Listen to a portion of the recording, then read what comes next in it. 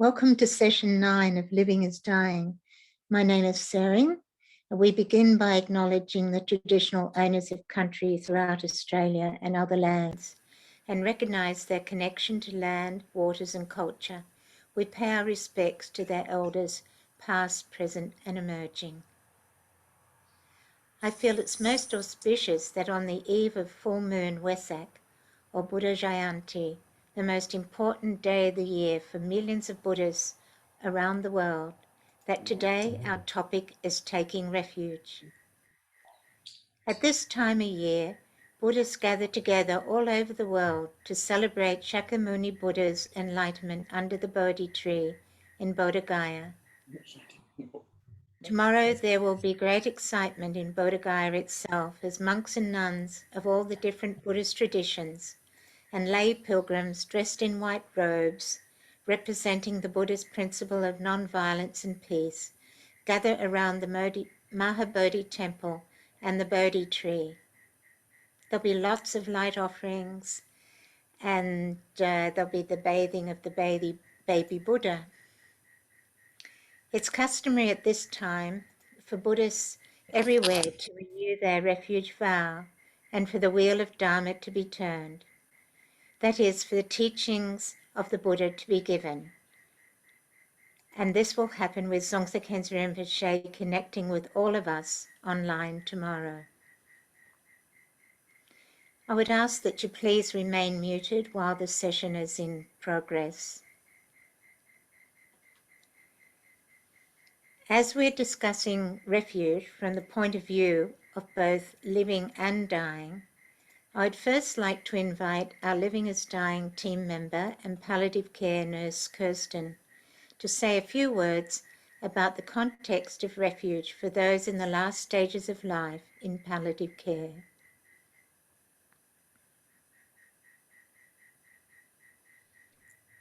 Thank you, Sering. As Rinpoche says in the book, the heart of taking refuge is trust. And trust is also important in a situation of palliative care. So in my experience, the person who's dying will take refuge in their family members, especially their spouses or children, the one who's taking care of them. And having the right people around that they can trust, that all will go well, and giving away one's independence makes the journey much easier. They may also take refuge in the nurses and palliative care doctors. It is very important to establish trust between the palliative care team, the patient, and the family members. Trust comes from education and familiarity with the dying process.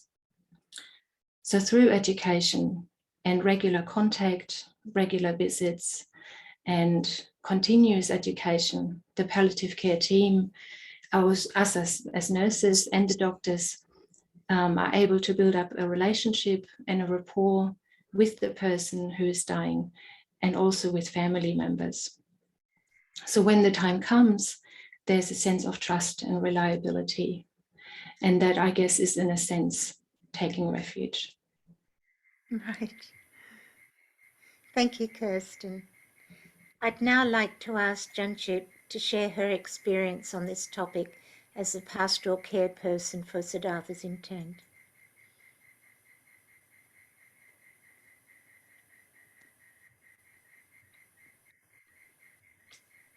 The benefit of taking refuge. We take refuge in all kinds of things. We take refuge in short-term gain. We take refuge in the things that we think will make us happy, like going to the movies, like buying homes, like having relationships, many different people, maybe collecting things. These are all fine, but they're short-term refuges. We take refuge when we're in, trouble, in suffering, and we take refuge sometimes in alcohol or drugs. All those things will definitely help in a short term, but they're not a long-term refuge. And Shakyamuni Buddha came to our realm of existence to give us the opportunity to take refuge in sanity. Shakyamuni Buddha is the example. He showed us the path through his life of renunciation and hardships that he took to gain the realizations and the disciplines and so forth to reach that ultimate freedom under the Bodhi tree at Bodh Gaya. Then he gave teachings. He showed us through his teachings the Dharma in written text we still have today. We have this Dharma that continues down for 2,500 years or something like that. Anyway, a very long time. And then we have Sangha, who are the support. Sangha are like the bodhisattvas or the practitioners who have some realization to be able to have a situation where they can support us in our practice. And we have Sangha, like our community is our Sangha, and that community is there to remind us about Dharma. And sometimes that community also brings a very wonderful support for practicing the Dharma, creating a place for us to practice the Dharma, creating the circumstances where we can go someplace to practice together and be supported by one another. So the Buddha basically showed us how to take the teachings to heart through his example and through the Dharma and through the Sangha. So what takes place is that we make a commitment to surrendering our self-clinging and take comfort in that commitment of refuge, of wisdom and compassion, this lineage that's so precious that when we take refuge, we actually become part of that lineage. We are holders of that lineage in the sense that we can stay within that protection of sanity, and we can call upon that refuge rather than calling on refuges that will only take us deeper into some kind of confusion. We can have the confidence and know that it's our heart of compassion that is open to the refuge. And the good thing about taking refuge is that you're not taking refuge just for yourself. You're taking refuge for the benefit of all sentient beings. So when we take refuge, we visualize that Buddha is in front. We feel that Buddha is in front of us, and surrounding us are all the bodhisattvas and wisdom beings that have gained enlightenment and have the power and blessings to pour that realization and blessing into us. So my experience at the time of death, when people are passing away who are practitioners, they've been doing this practice almost every day. And we have like a sadhana that we do in the mornings where we take refuge. And when we take refuge to the Buddhas and Bodhisattvas, and it's a vast refuge of wisdom beings. and around us are the people that we love, the people that we have difficulty with, all the sentient beings, the animals, all sentient beings, all together. We come together and we all take refuge together. So at the time of death, we have a very clear memory of this refuge and what it invokes and the kind of peace and clarity it brings, and a calmness and a confidence. So that refuge is incredibly valuable and brings so much blessing. But in order to have that, we have to connect with that on a daily basis of taking refuge and reminding ourselves of the amazing being that Shakyamuni Buddha was, to bring this kind of light onto our level of our world system, to show us the way, that we kind of bring this into our everyday situation where we remember. And sometimes it doesn't have to be in a formal way. We can do the refuge throughout the day. We can just sit and think of the kindness of the Buddha and the kindness of the sentient beings who are teaching the Buddha, and the beings who are holding those teachings and helping others. When people pass away during the time, they take the refuge that they've been practicing. We can call Shakyamuni Buddha, or a particular practice that they've done, which might be a Tara, for instance, and they take refuge in that, even just a different manifestation of Shakyamuni Buddha. But basically, it's taking refuge in that ultimate wisdom and compassion, and it's a reflection of their own basic goodness. And at the time of meeting, at the time of passing away, a lot of things just drop away. That, you know, these kind of barriers that we put up, we're so vulnerable at that time. And if we're used to taking refuge, we have that confidence in that refuge, that we become one with that refuge. And we kind of, the refuge dissolves into us, and we dissolve into that refuge in an ultimate peaceful way. And this would be a guided kind of thing that you, a Sangha member, may remind the person that's dying of their practice. And from my experience, I've seen amazing situations where people have just come to that place of peace, particularly with practice. And also people who haven't been practicing very long, who've only made connection with the Dharma close to the time of death.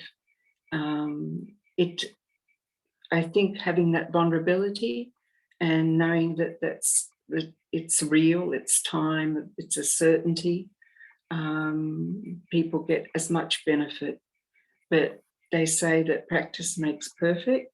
So, and we don't know, this is when we have the most favorable conditions, so that we're practicing on a daily level, so that if something happens to us that we're not in our, the most favorable situations, we don't know how we're going to pass away, that we can be prepared under any circumstance, that we bring refuge to our mind and open ourselves to that trust.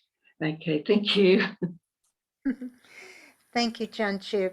It's really nice the way that all comes together, having the trust in the care of those caring for you when you're passing away, and also, of course, the inner trust of the refuge. And now we are going to hear some more of that inner refuge from Jakob.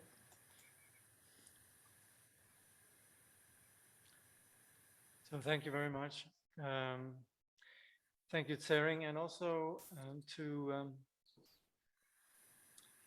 Kirsten and to Jangchub, which very much highlights the approach of someone who has been practicing the Buddhist teaching. Today I'm going to be sharing with you more from Rinpoche's book. And this is then the section which is about describing taking refuge. So I'm just going to share this with you on the screen. This presentation here, the way I'd like to approach this is, of course, with some assumption that you might be a Buddhist, in which case we can talk about the feeling of taking refuge and so forth. But also many people might, in our culture, not so many people are Buddhists, but everybody's going to die. And so we can presume there might be some people here who are concerned about the situation of passing on and who might not be Buddhist. And we've sort of really, you could say, formulated this particular workshop with the intention to make it inclusive. And so I'd like to present a little bit what we mean with taking refuge here in combination with Rinpoche's teaching. So Rinpoche says, to take refuge. He says, if your spiritual tastes incline toward Buddhism, an extremely effective and important preparation for death is to take refuge in the Buddha, Dharma, and Sangha, ideally from now until you attain enlightenment. So this is in here, just in these few lines, we have, you could say, we presume something that is very different from how most of us was brought up. First of all, spirituality, which for the modern person is not necessarily associated with truth. It's very often associated with something that is a convenient belief. However, within the traditions of wisdom, including Buddhism, spirituality is not about belief, it's not about blind faith, it's about an actual knowledge, an actual direct insight into that intangible dimension, which is our own mind. And it's that mind which is really the, you could say, the focus of the Buddhist teaching. So that's where we have a remarkable knowledge nowadays around the material, but knowledge around the intangible, that which is our own being. We would say that's rather limited. In the Buddhist tradition, we have not a particularly impressive technology, but we have an impressive insight into this dimension of the mind. And that's where we need to, when we approach Buddhism, to let go of the idea that spirituality is something that's vague, a little bit sort of airy-fairy. And rather, what we'd want to understand is that the spiritual is the most real thing we have, this intangible condition of experience. That is the dimension which we continually live with every micro moment. And it's also through this experience, this subjective dimension of our first person, that we actually generate knowledge and generate ideas. And as such, in the Buddhist tradition, we would say this is not dependent on the physical necessarily. And that's why we talk about death as something which is just a transition onto something that would continue. So as far as our consciousness goes, the physical death doesn't really mean the end of it. But again, this is a big leap of, you could say, requires inquiry and reflection. And it's not about just simple-minded blind faith, but very much about us beginning to be open to possibly learning beyond just the traditions that we've been brought up with. So that is where then we are presently looking at the possibility of finding something that is safe. And all of us, we do continually, like Jangchub was speaking about, we all seek to find safety in various ways. We seek to find something that we can hold on to, a reference point that gives us ground. Here, however, we're not talking about finding ground in terms of finding something external that makes us feel good, but it's really about finding, you could say, confidence within our own disposition. And that is what the preparation for death really consists of, making friends with, and also like Kirsten was saying, familiarization, that we're familiarizing ourselves with that which is going to be continuing beyond just the, you could say, the exhaustion of the physical. So Rinpoche then says, and this of course is very often a sort of popular belief, he says, people sometimes ask if it is necessary for them to go to India or the Himalayas to find a guru so that they can take refuge properly. No, it isn't. So we're not, and of course, very often in our culture, we have this sort of the idea that we have to be in a particular place, we have to abide by particular cultural standards, we have to be under particular, you could say, external, within a particular external framework. And that's not the case. In the what the Buddha taught is entirely universal. When we talk about Dharma, which is then the Buddha's teaching, we're talking about something that is absolutely universal. And so to go to India, and of course we could say there's an existing tradition or an existing body of knowledge, and there's an existing, you could say, tradition of practice in which these, what for us are mysteries, they are more well known.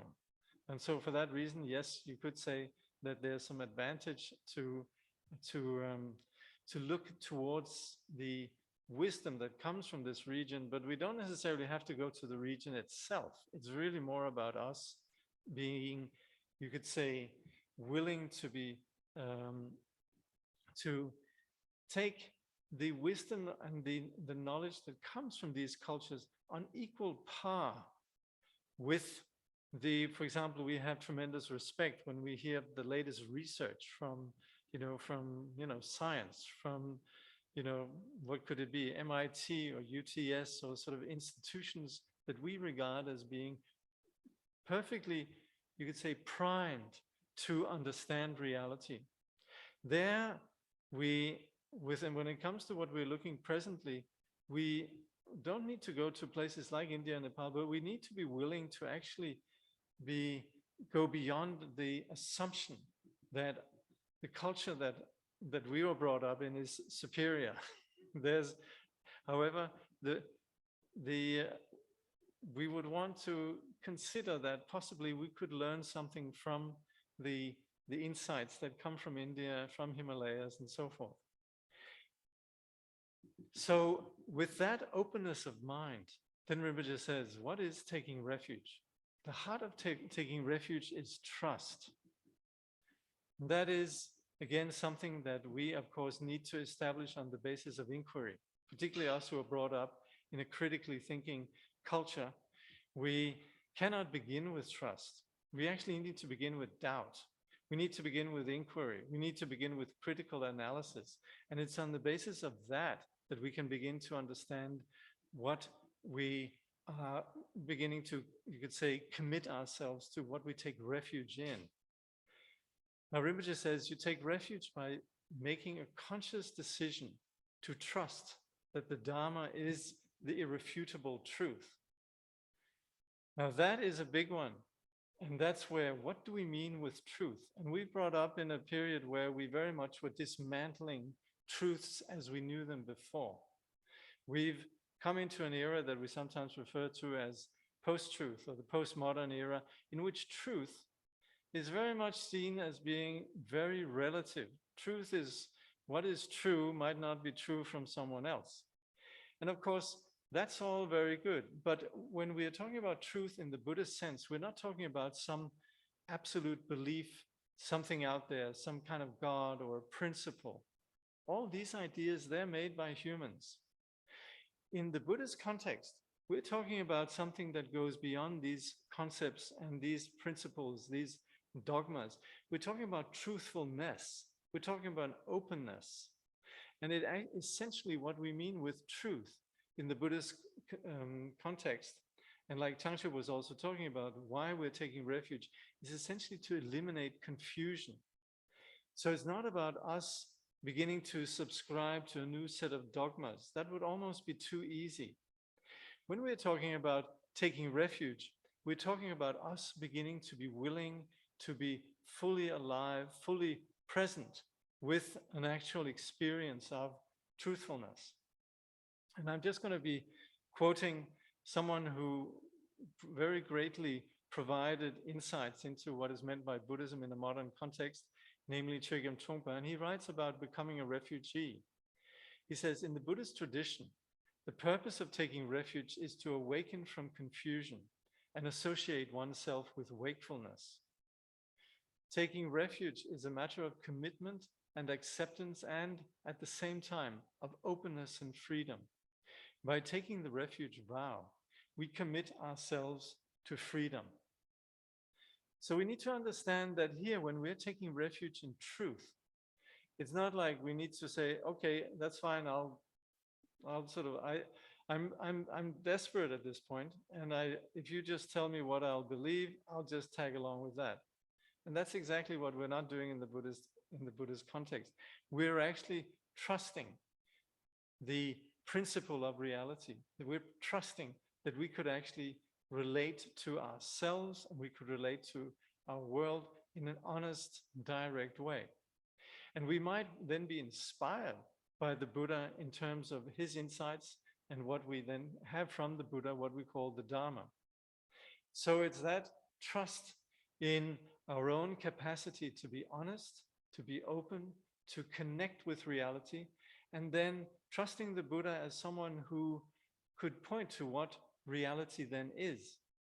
Of course, again, this is where if you could say, exposed to the general flavor of the modern conversation, you would be very critical about what truth is. And I would say, please, you're welcome to come into to the Buddhist teaching and analyze what we mean with truth. But it's a big topic here. But I would like to say it sidesteps some of the, you could say, history, the case history that we've had in the Western or in the modern tradition in terms of trying to posit truth as some absolutes that exist there objectively. In the Buddhist tradition, of course, we're not blind to the fact that we live with an objective reality, but we understand that the objective reality is known through the subject, and without including the subject, we're not approaching truth. And that's where the sort of project of truth in the Western sense of understanding it objectively has essentially, the moment that it was divorced from the spiritual, has become increasingly relativized, and we ultimately find ourselves having a big difficulty with the issue of truth. But if we come back to something that's close to our heart and the immediate experience of who we are, we know that we have a capacity for truthfulness. We know that others have a capacity for truthfulness. And this is what Jangchub means with that we're willing to commit to this wakefulness. So that's not where we're about to embrace dogma, but we're about to embrace this quality of being awake, of being present. And as such, we're not going to be fed some truth that we could just sort of say, yes, sir. This has right from the start been basic to the Buddhist teaching, and we do have this famous teaching from the Buddha where he came to some villagers who said, we meet so many proponents of truth, and who could we trust? And the Buddha says, you should never accept what I present out of trust or faith in my person, but on the basis of your own inquiry. Just like if you were to purchase gold, you would validate whether it is authentic gold or not. So that's where we, in the modern world, we would want to bring to this a very critical attitude. Now, of course, if we were brought up in traditional Buddhist societies, then we just know that it works. And in many ways, you could say also modern people, they'd like to say, oh, I don't want to, like in the Beats in the 1960s, there was sort of the idea of let's leave all the intellectualism behind. Let's just sort of feed, be one with the vibe and the good vibrations. And, we should, and there's that sort of like simple-minded wish to just be simple. But it's very difficult. It's very difficult unless we really have been brought up in a culture where we can see how this actually works. So that's where, of course, in traditional societies, you don't ask these questions. You just can see for 2.5 millennia, there's been men and women who achieved freedom. Probably in your own neighborhood, there have been people who achieved freedom, who embodied truthfulness, and as such met life with confidence and also could meet death with confidence, because there was a trust in the unconditional nature of our being. And so that's where it's the situation in the modern context is slightly different. But the good thing is then that the Buddha encouraged us to investigate. So that's where we refer to someone who is not confused, who is not deluded, as a Buddha, as an awakened one. And we would say such a person is a refuge. So then when it comes to the teaching, what the Buddha taught, that way we'd say the Buddha, he taught as a doctor. He didn't talk as someone who was going to save us. The Buddha, he said, this is the illness, and the Buddha particularly referred to this condition of our suffering, which is essentially our delusional, insecure, self-centering, selfishness, in which we become rigid around ourselves and we also become rigid around others. And like Tsering started off saying, tomorrow we'll be celebrating Wesak, in which Buddhists, they gather peacefully.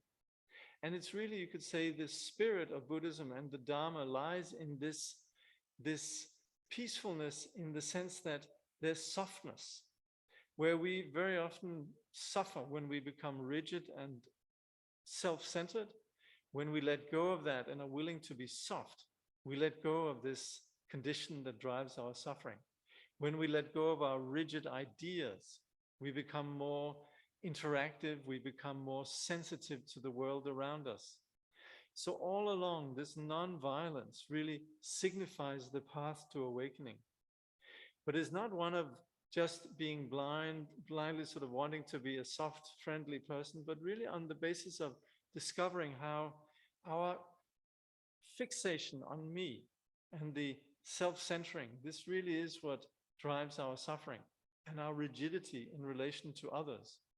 And that's where the Buddha approached as a teacher. He never thought of himself as superior, but as someone who wished really to communicate an understanding of reality. And that's where his approach was very much based on a recognition that everyone possesses this capacity for truth.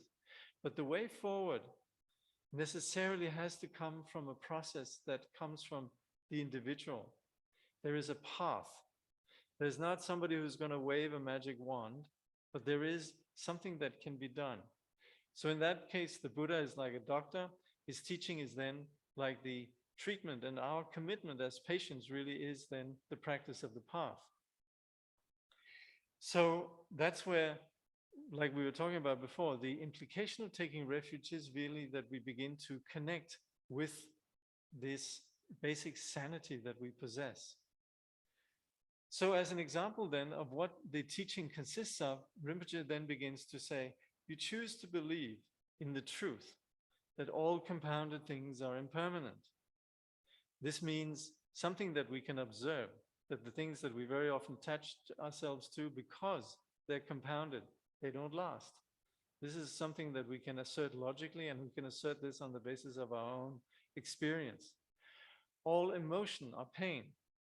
When we say emotion here, we mean all self-centered emotions, such as attachments of various kinds, aversion, hatred, desire, greed, smugness, the sort of retreating into indifference, and so forth. And that's where you could say that kind of emotion doesn't come from empathy. It comes from, again, this insecurity of fixating on ourself. So we're not talking about that all of a sudden we should just become doormats and we shouldn't have any feelings of any kind, but we're identifying how some feelings there really come from a place of intelligence and openness, participation and sensitivity with others, and others, they come from insecurity that are about essentially centering on ourselves and indifference to others. And that's where we can identify some emotions are, you could say, have qualities of empathy and openness. Others, they are essentially toxic. And that's where we would understand, very often we have to humbly admit that we pursue styles of our own psychology that are really laced with this kind of self-centering. And that is, even though we might wish for happiness, it is what brings us pain. Moreover, and when Rinpoche says, and so on, he then refers to, again, what we can observe in the nature of everything, that everything, in fact, appears as solid, but if we look behind it, it's complex. It's made up of various ever-shifting causes and conditions. And hence the solidity that we attribute to both ourselves and others. If we analyze, we can see that solidity is entirely made up on the basis of our projections. So to penetrate these projections, we look at the nature of reality. And this brings about freedom. And that's why we talk about the fourth seal of Dharma is really the peace of nirvana.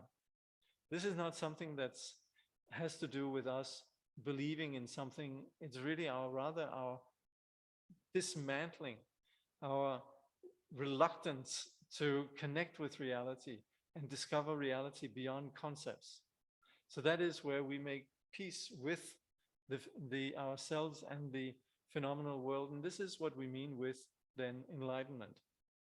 So this is a bit what we mean with the Dharma as the irrefutable truth. Then Rinpoche says, and you choose to surrender to the truth of the Dharma, to the Buddha who taught the truth, and to the Sangha, your fellow practitioners who have also surrendered to that truth. This is also interesting because we are taking refuge in the Sangha. And this is actually where we're taking refuge in persons who might not be enlightened, but they aspire to enlightenment. And there's also the recognition that they possess the core of enlightenment.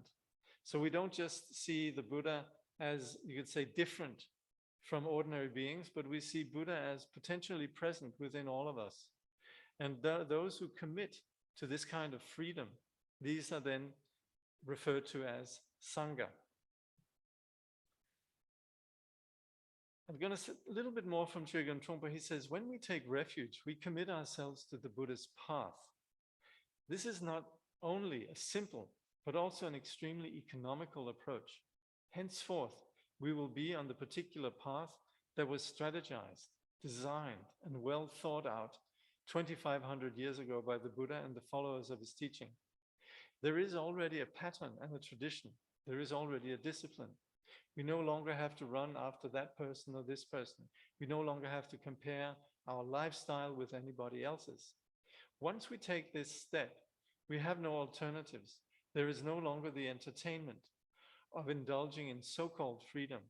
We have a definite vow and to enter a discipline of choicelessness, which saves a lot of money, a lot of energy, and lots of superfluous thinking. We have to remember here that what we mean with taking refuge is that we commit to freedom. We commit to honesty. And that's where we have already, you could say, those that have followed a path that was based on this inspiration, this recognition. So that's where we are basically taking refuge from beginning to commit to this. It's not just a philosophical notion that this is sort of a nice idea, but there's actually ourselves committing to a truth. And so Rinpoche, he says, once you have wholeheartedly and unconditionally surrendered to the truth of the triple gem, you will have taken refuge. So that is where we then economize and we are determined. He says you don't have to go through the traditional ritual of taking refuge if you don't want to. But many people find that participating in a ceremony helps enhance their appreciation of what taking refuge really is. Ritual also gives you the confidence to believe that you really have surrendered to the truth. So of course we should appreciate the implication here is about what has to do with our heart, what has to do with our entire being. But we also should recognize the value of the ritual.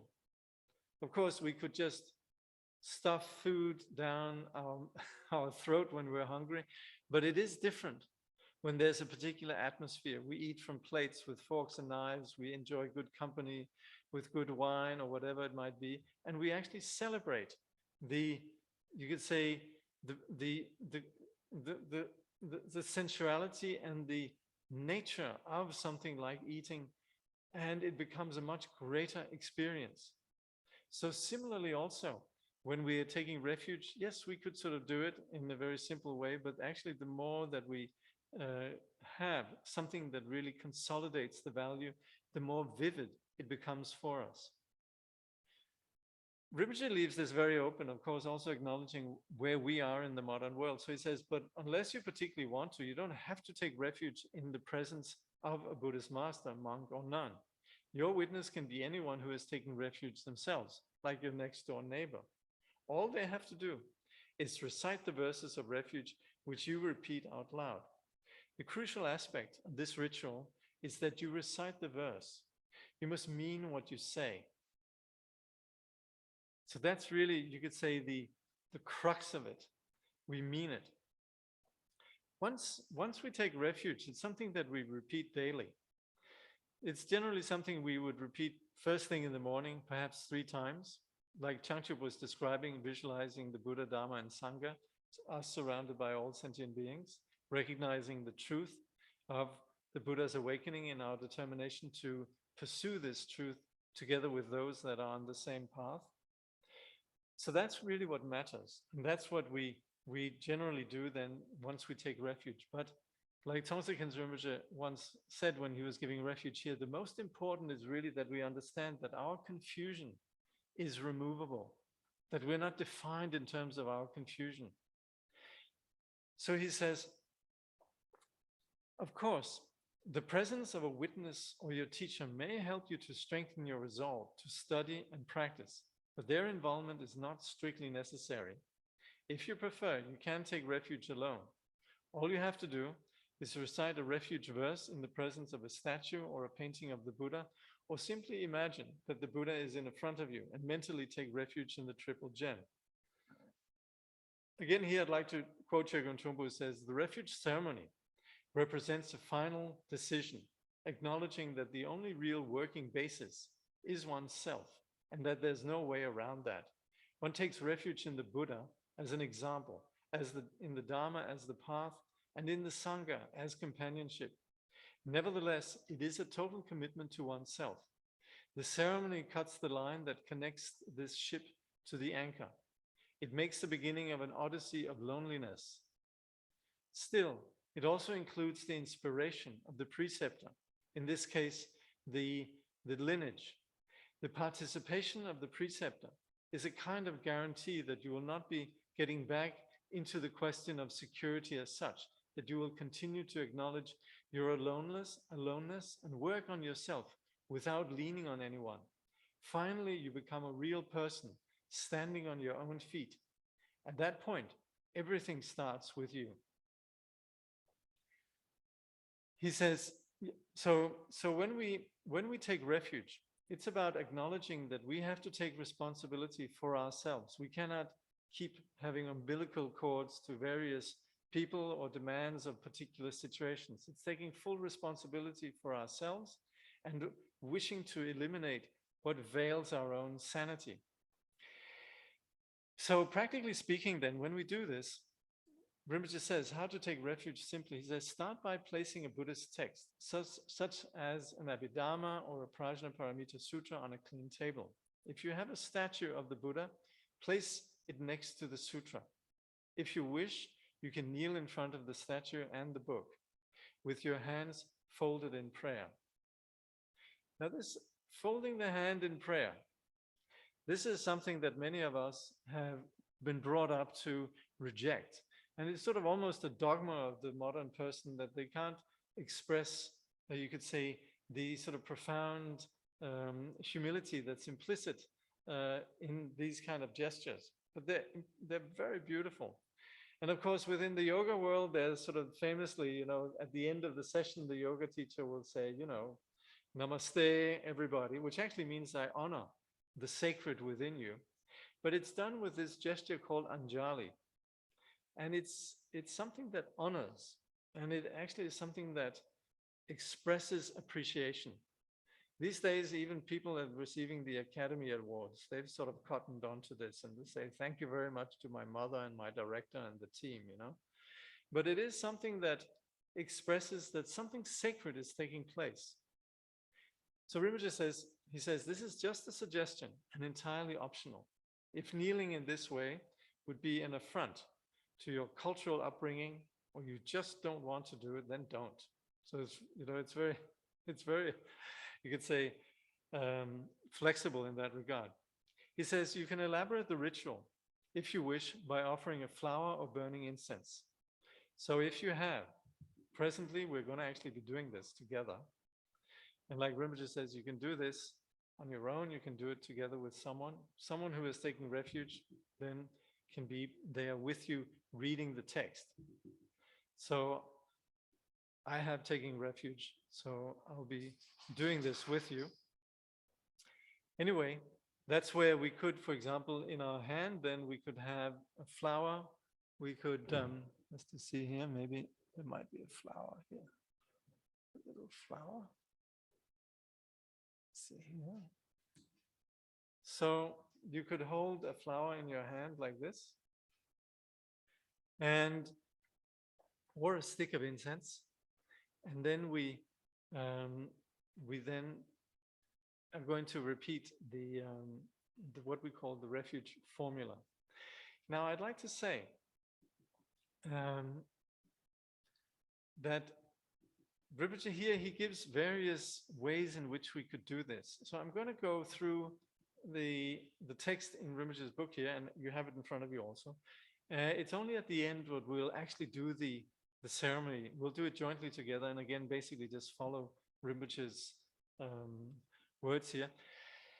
And I'll do my best to pronounce various Pali and other languages to the best of my ability. But the meaning, I hope, is clear at this point. So he says, think to yourself or say out loud, I surrender to the truth that all compounded things are impermanent. This body of mine will die. All emotions are pain.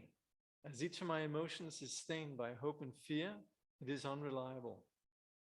All phenomena have no inherently existent nature. Whatever I think I see is my own projection and not how things truly are.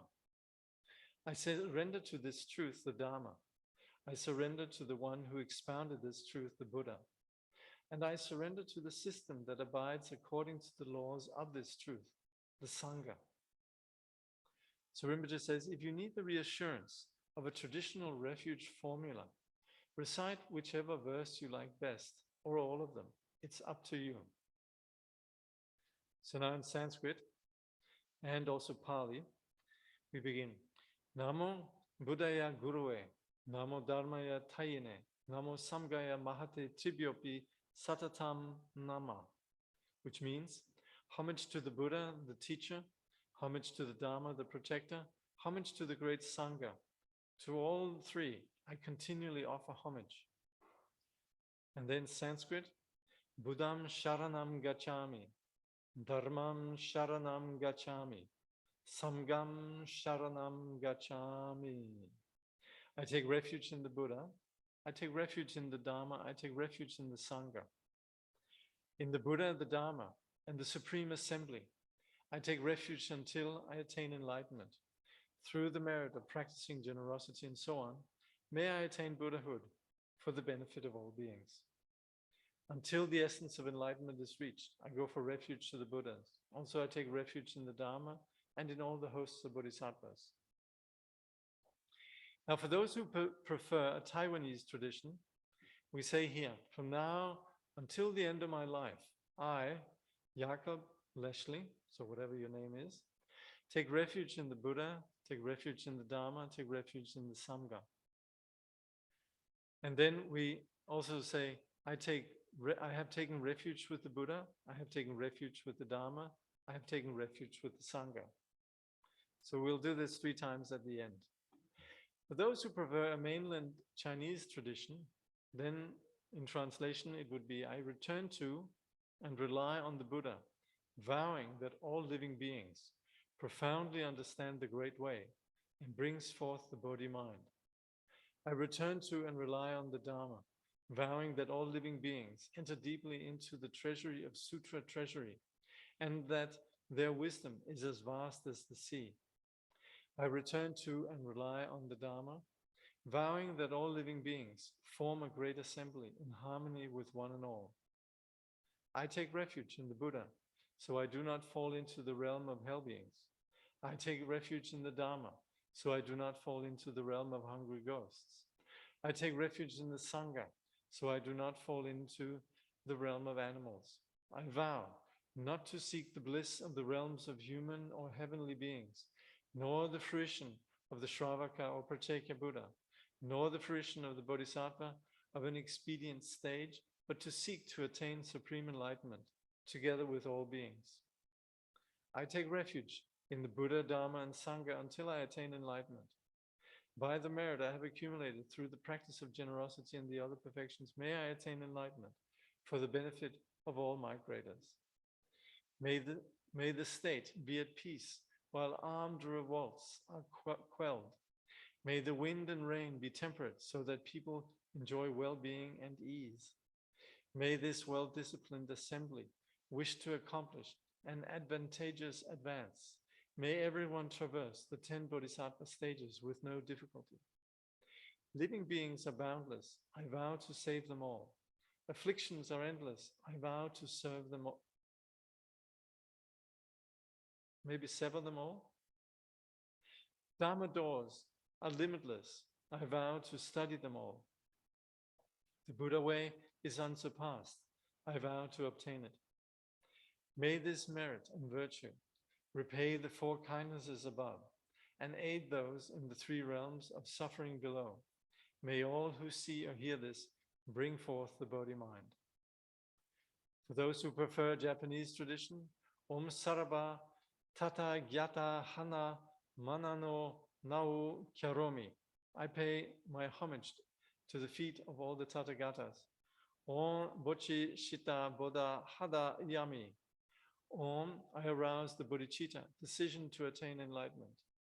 Namo, until I and all beings attain enlightenment, I take refuge in the 3 roots. To attain in Buddhahood for the benefit of others, I arouse aspiration, action, and absolute bodhicitta. And so now at the end, we come then to the Pali tradition, which is then one of the traditions that some of the early translations of Buddhism was translated into Pali, and so we very often actually refer to Pali as the original language. And so we'll actually now at this point actually take refuge. And I'm going to simply be going through this reading as it says, but as you can see down below, it says, I go for refuge to the Buddha. I go to the Buddha as my refuge. And then after that, it says Dharma and Sangha. And then it says, for the second time, I go to the Buddha as my refuge. And then it continues down here, for the third time, I go to the Buddha as my refuge. And at the very end, when we have chanted together this for the third time, I go to the Sangha, the community, as my refuge. I will snap my finger. And at that point, consider that we have taken refuge together, that you have taken refuge. So as such then, holding a flower incense with folded hands, if you're okay with that, otherwise no need, but from the depth of our heart then, appreciating what is implicit in what we're chanting here, we then say, Buddham Sharanam Gacchami, Dharmam Sharanam Gacchami, Samgam Sharanam Gacchami, Dutiyampi Buddham Sharanam Gacchami, Dutiyampi Dharmam Sharanam Gacchami, Dutiyampi Samgam Sharanam Gacchami, Tatiyampi Buddham Sharanam Gacchami, Tatiyampi Dharmam Sharanam Gacchami, Tatiyampi Samgam Sharanam Gacchami. I go to the Buddha as my refuge. I go to the Dharma, the teaching, as my refuge. I go to the Sangha, the community, as my refuge. For the second time, I go to the Buddha as my refuge. For the second time, I go to the Dharma, the teachings, as my refuge. For the second time, I go to the Sangha, the community, as my refuge. For the third time, I go to the Buddha as my refuge. For the third time, I go to the Dhamma, the teachings, as my refuge. For the third time, I go to the Sangha, the community, as my refuge.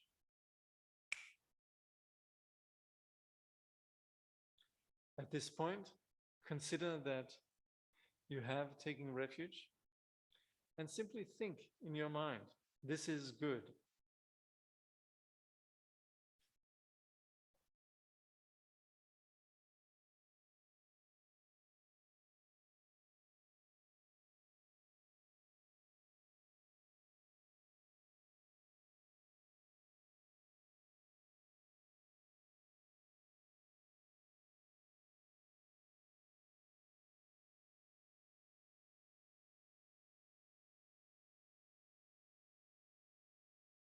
So kindly contemplate.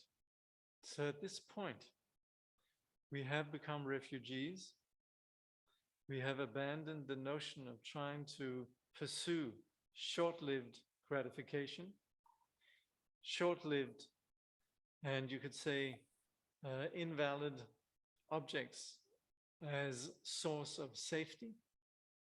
And we're willing to acknowledge that we possess awakening within ourselves, that there is a dimension of ourselves that is unconfused, and that we are now committed to unveiling this nature. As such, we won't go for, you could say, anything less. This is a condition of being uncompromising. And from now on, we will acknowledge and respect those that follow this path. And in many ways, you could say, respect the tradition of those who have done this and everything that's associated with this tradition. So this really concludes the section now on refuge. At this point, really, if there's anyone who has questions, I think you're very welcome to stop the screen share. Please note that the next time we're going to be continuing with the Bodhisattva vow. And the Bodhisattva vow takes the implication of refuge a bit further into, you could say, its ultimate dimension. Because ultimately, as we commit to truth, we're also committing to relinquishing our comfort zone and our, you could say, entanglement with self-centering. And as such, there naturally emerges out of this a quality of caring for the entire universe, not just for us. And the Bodhisattva vow really, you could say, emerges organically out of the refuge vow. It emerges organically out of the path, in that it is the place where we then commit to and embrace all sentient beings. But again, we do this not in a sort of a vague way, but something that's very definite. And that's why this is something we do, again, in combination with the actual vow ceremony, where at a very definite time, we make the clear choice that we now are committed to all sentient beings. So we'll be doing this again next time. So I think if anyone has questions, and you could really ask these to anybody present, please feel free.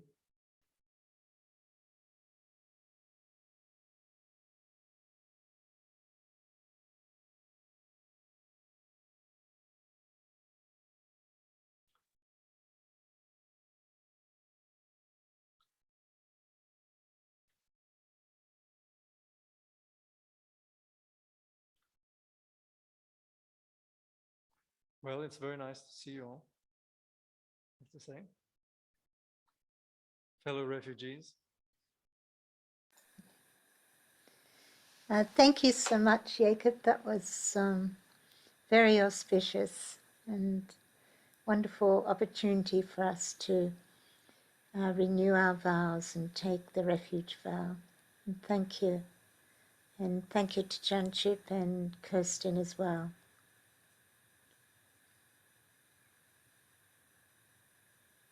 Just one last note. I was reading from a text that's called "Becoming a Refugee," I think, or no, it's just called "Taking Refuge" from Chögyam Trungpa Rinpoche. But we can put it up there in the reading folder. So we'll upload it to the reading folder in the Dropbox that you have access to. So you can find it there. Okay.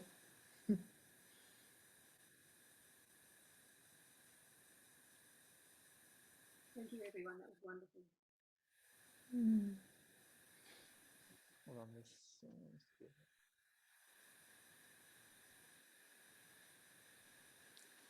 I'm wishing you all a wonderful Wesak Day tomorrow.